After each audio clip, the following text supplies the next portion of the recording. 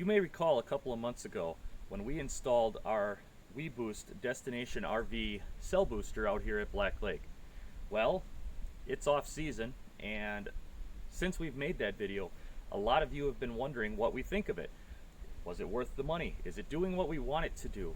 Does it work at all? Well, we're out here at Black Lake again in the off season. I'm going to be doing some other things today, just enjoying myself, but I thought now's the time to answer those questions. So what do you say we take a look at this Destination RV now that it's got a couple months and who knows how many miles on it, and I'll let you know what I think about it. The pluses, the minuses, and whether or not I think you should get one.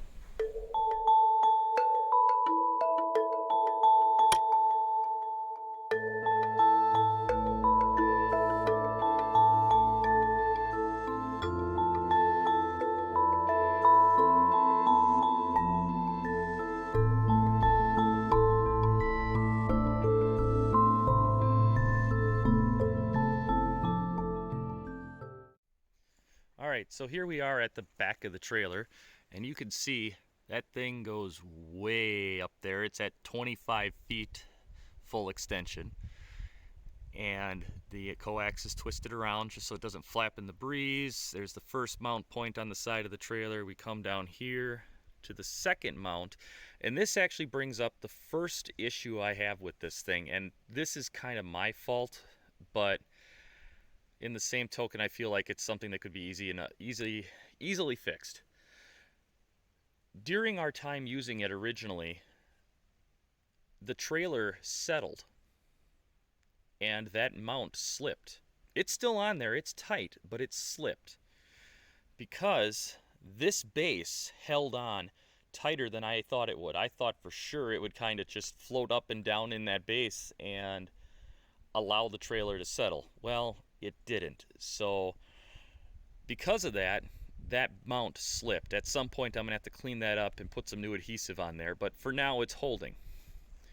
A couple of you have commented on, hey, that was a really good idea of how you got the coax into the trailer without actually drilling holes. And I gotta tell you, so far this is working really well. It's connected to the satellite line of the camper, which comes out behind the TV, which ironically and conveniently enough is where power is available and where I have the actual amplifier installed.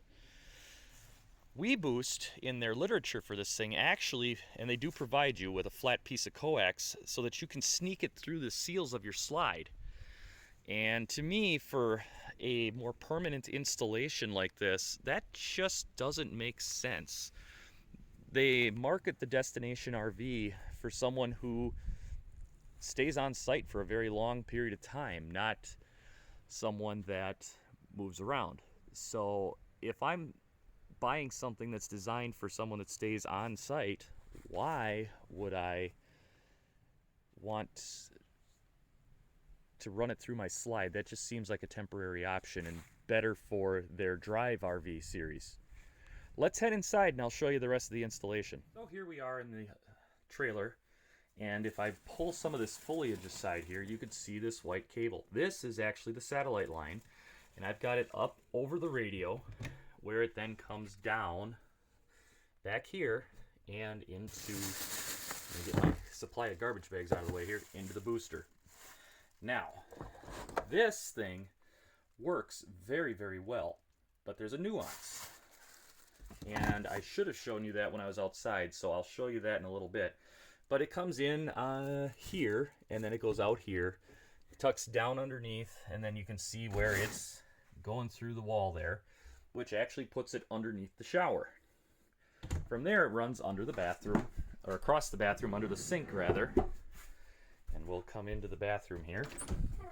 And you can't see it at all in here, but it's under the shower, underneath the sink, and comes out the wall there.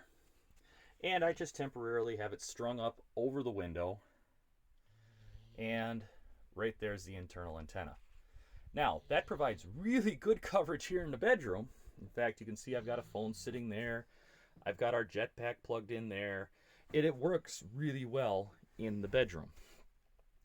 Not so well in the rest of the camper. So that would be my first little caveat.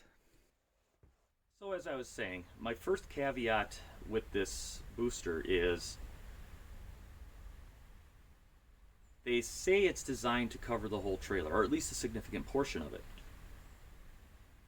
Well, in order to get it, at least in this trailer, which is a 24-foot box, to not go into feedback, the antenna has to be in the front. The two antennas have to be as far apart as possible, which means the external antenna is in the back and the internal antenna is in the front.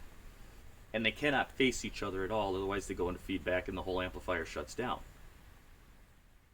So while it covers the bedroom beautifully, and it covers the bathroom, and if you're by the door or kind of sitting out under the awning on the front side of the trailer, you're okay. When you get to the back of the trailer, it falls off fast, and if I turn that antenna so that it faces the length of the trailer, the thing goes into feedback almost instantly. So the first thing I would say if you're looking at getting one of these is really plan out your installation. In some ways, I almost wish I had reversed my installation and put the antenna on the front of the trailer and then the internal antenna in the back of the trailer, but that would have taken me a lot more work to figure out how to route all the cables so that they're kind of out of sight, out of mind, and I don't have to drill 100 holes in the side of the camper. So that, like I said, that's caveat number one, is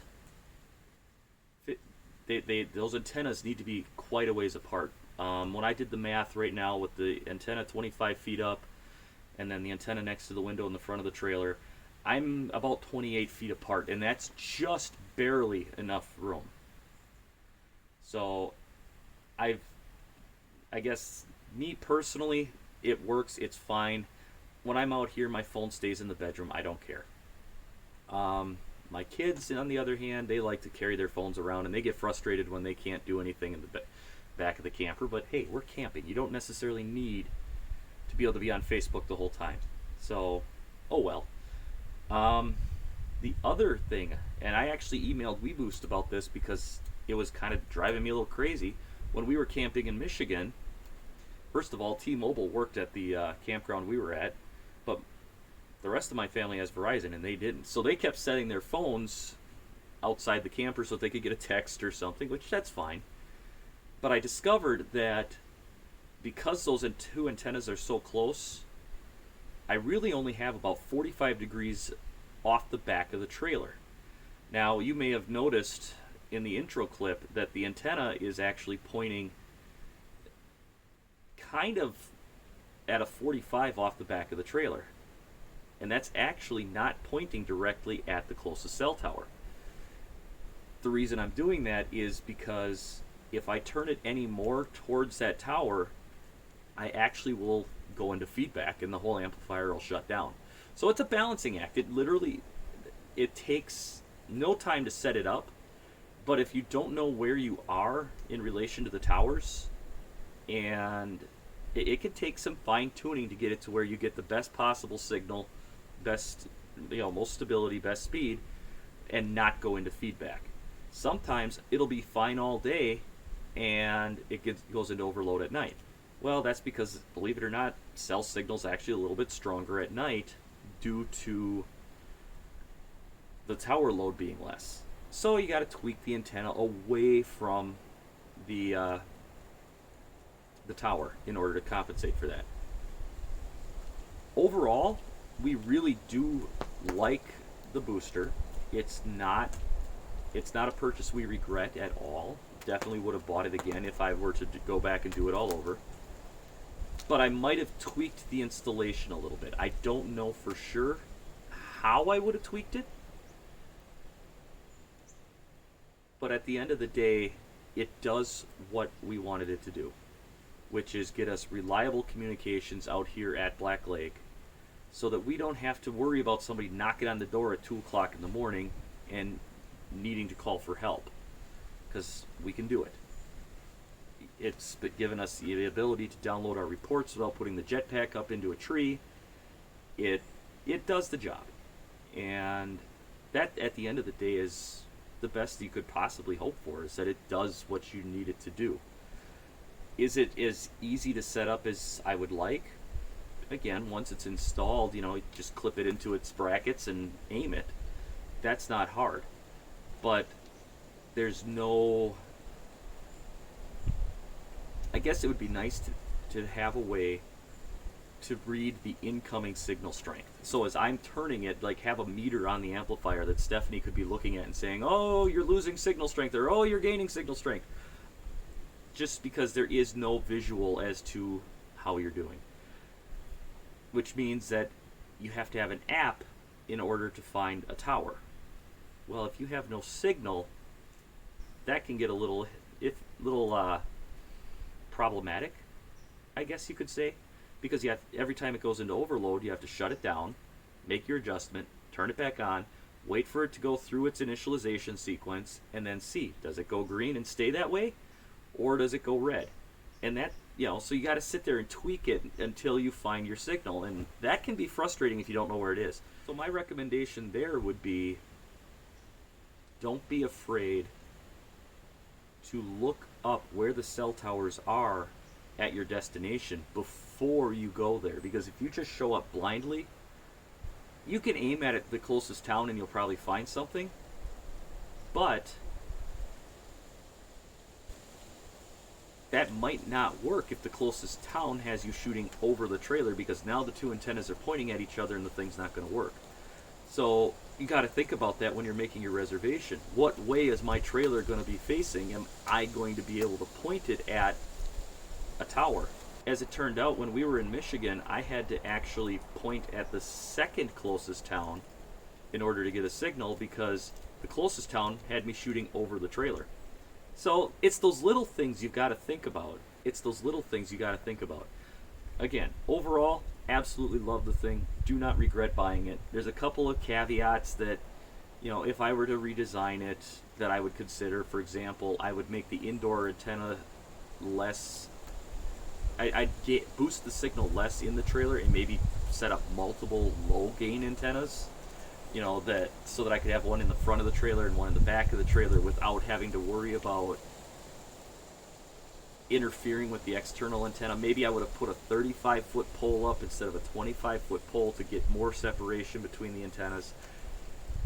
But those, that in the case of the pole, that's something I could do myself. But overall, I love the thing. It's done what I've needed it to do, but I have to be completely honest in that there are things that I would like to see different with it. So WeBoost, if you're watching this, feel free to give me a shout, and we'll talk, because I think I can help you make this thing better. So until our next tale, our next off-season shenanigan, you guys take care, stay safe, and we'll see you later. Bye-bye.